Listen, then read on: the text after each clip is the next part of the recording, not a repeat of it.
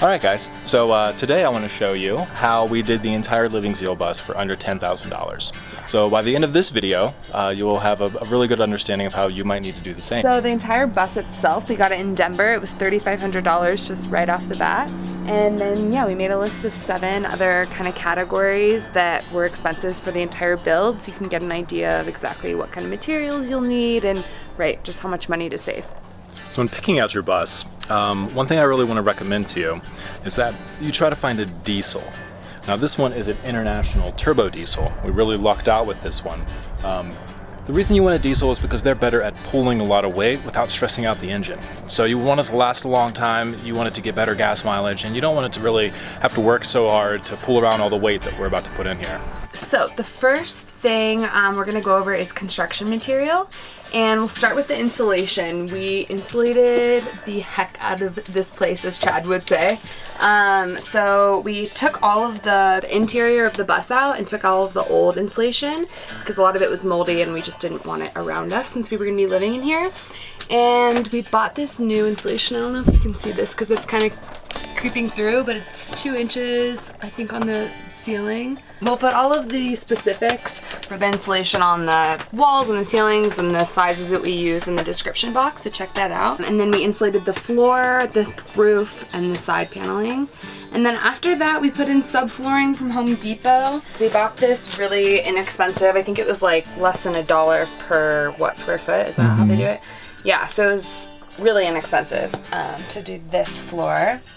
And then we got, it's kind of all messed up now because we had a little explosion in here. But we got this wall paneling at Home Depot, which is really pretty. We really want to get it clean.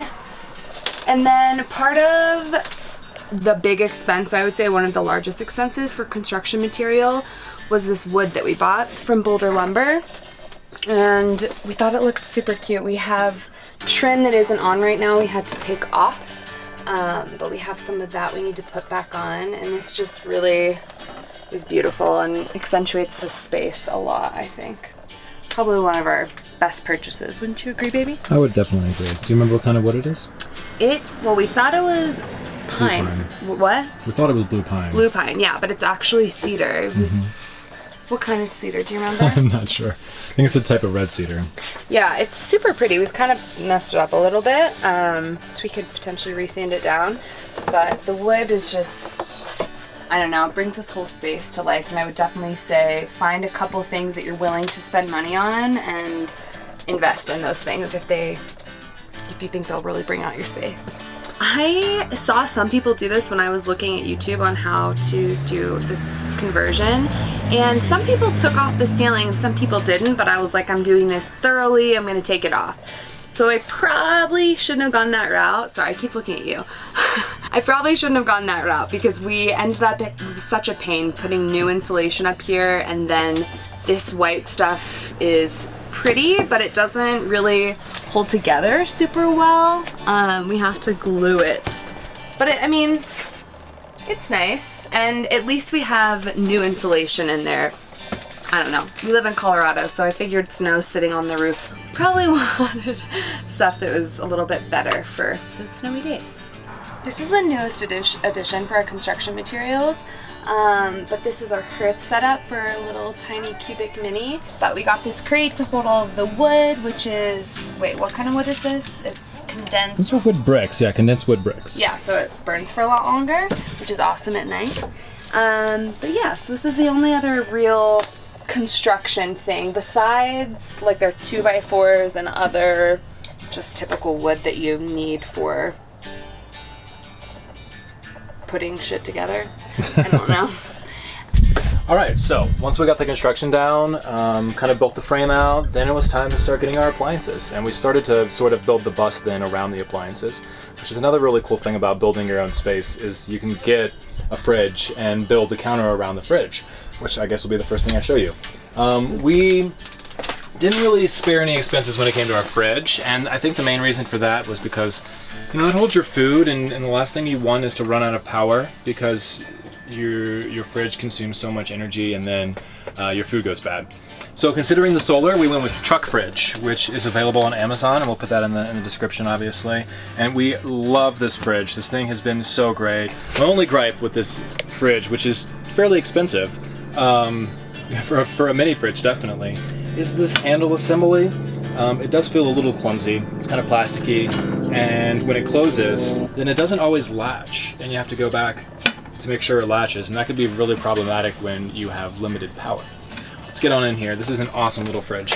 So much space in here. We've never really run out of space. We fold it to the brim, but we've never run out of space. We have a freezer right here, which cranks out. It just gets so cold in here. And if you can get on the side here, it uses 60 watts. And that's a big deal. This is kind of the joint bathroom. This is where we do our duty and the cats also do their duty. We never really built a shower, so the shower basin just became the cat litter basin. So right here we have our kitty litter, and then we also have the Porta Potty by Curve. And you know, I think it's really good for like weekend campers, car camping, stuff like that, but for this lifestyle, I wouldn't recommend it. For everyday use, yeah, it's just not great. If you've seen our other videos, you've seen my slight disgust about it, but it's, you know, we might have been better off spending our money on the Nature's Head composting toilet. Yes. So, when it comes to cooking, we've really tried. It hasn't quite been cold enough. Right now it's like 80 degrees, but we've really tried to use this as much as we can for cooking, especially in the evening. We boiled potatoes in here last night. I made coffee this morning. I've reheated some soup in this guy. So this has been really handy, not just keeping us warm, but also reheating things or boiling water. It's a great little stove. I highly recommend it if you have a little space. I need to clean it out. We didn't really prep it for the video, but that's all right. This is real. This is real bus life. Okay, if we're not using this, then we're using this. Now this is super simple propane stove oven. It just uses this little green 1 pound propane tank, which is great because we didn't want to have the big propane containers. Also, it's great because you can take it outside and cook when you're camping and stuff like that, or if it's just a nice night out. So this thing opens, the handle broke off, so that's one thing I would complain about is the quality of the handle. But we have cooked a lot in the stove. We cooked that zucchini bread, quite a few things. And we also have the 2-top burner up here, which is really dirty, so just trust me, it's there. There's a 2-top burner right there. So this is definitely, honestly, this is an Amazon purchase that I think is one of the ones that was really worth the money. It's not even that much money. It's really been invaluable to us to have this guy. So if regulating the temperature isn't really a huge deal to you, you can save yourself a lot of money. But it is a really big deal to us because we have 3 cats that we also have to consider in this whole equation. So in addition to having to get the wood stove for the winter time, we also got a swamp cooler for the summertime. The reason we went with the swamp cooler is because it's Colorado and they're really good for dry areas to fill the air with moisture and then cool it down. So that's what we went with, and we took it off the bus because it's huge and we didn't need it anymore. And for lighting, we went to IKEA. When we got our shelving, we also picked out these rolls of lights that are just LED. They use 16 watts each. They're fantastic. They were $16 each. And I have them installed on a little dimmer switch right here. It's kind of bright out right now. And then we also have this light, which has become super versatile. We have a light right here with a remote control, and then sometimes we'll take this light bulb back to the bed area, but this reaches all the way from the bed, so it's really nice having something that you can turn off from the bed. And it's multicolored. And it's multicolored, which is just adorable. I know. Okay, babe. Okay, so for our furniture, we got these cabinets at IKEA, and I can't remember right now how much they were. They're kind of a hot mess, but you know, it's good. We made these little knobs for them. Well, Chad made these little knobs, and then this, where'd you get this, baby? Got it from some job I worked in DC. There you go. Oh yes. So for our clothes, it's kind of still a situation that we're, I don't know, daily trying to figure out. We just bought these at Target, and we each have one for our clothes, and we kind of just like put this one out when we're getting to the back one. And then we have this little tiny one for storage of our media type work stuff equipment, which I already have, so we didn't have to spend money on that. And this mirror we got for Ross for like 20 bucks or something. And we have this like pantry to keep all of our, not all of our, but a lot of our dried goods, and the lids are drilled on. You've probably seen something like it on Pinterest. It's super easy. and you just unscrew the lid and have everything hang there. It's pretty cool. We want to get like more rows of them and have this be completely stocked. We already had this mirror. So these chairs are my favorite. You've probably seen them a million times before. They're just like typical camping outdoor activity chairs. And we had one break on us, so we had to get another one. And yeah, these were super inexpensive. Just got them from Walmart. And then we also got these little TV trays for like $5 at Walmart, which are just super easy. And they're not the most sturdy, which I don't love, especially when we have little animals jumping around on things. But still, it's nice to have a table to work and do whatever on. So part of the plumbing system in the back is that pump when we turn it on with this little switch right here. It's like super loud. Water comes out, and we only have the one degree for this to go on since we don't have like any sort of heating system. And then we have the setup in this cabinet, and comes up through this guy, and then we have the dirty water after it goes in the sink in another just dirty 5-gallon jug that we only use for that. And we just try to synchronize switching a water jug in the back with emptying this, because we've had it overflow a time or two, just once or twice. That's all it takes. Also, we have this linked up below. It's super bougie faucet. Look at that. And just wait. I'm gonna fill up my jug, baby. And fill up our water jug, which is it twists. So convenient. A little bit.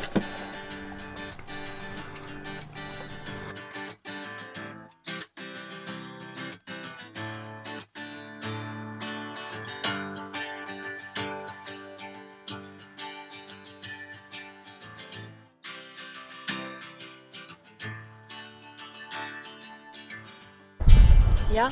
Yep. Okay. We also have more insulation up here, but these are our, well, tell me what it is so I don't look like an idiot. So for our solar power, we have 4 monocrystalline 100-watt solar panels that run parallel. And where does this guy go? Oh yeah, so we drilled some holes in the ceiling, and they just go right back to our garage area, and we'll show you that next. So the solar panels lead down here and go into our MPPT solar charge controller, which has a really, really cool little accessory that tells you everything. Yeah. Kitten escaping. Okay. Alright, see you later. And a car.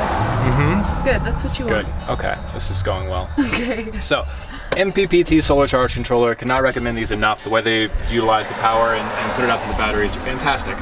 Great solar charge controller, a little more expensive than your normal one though.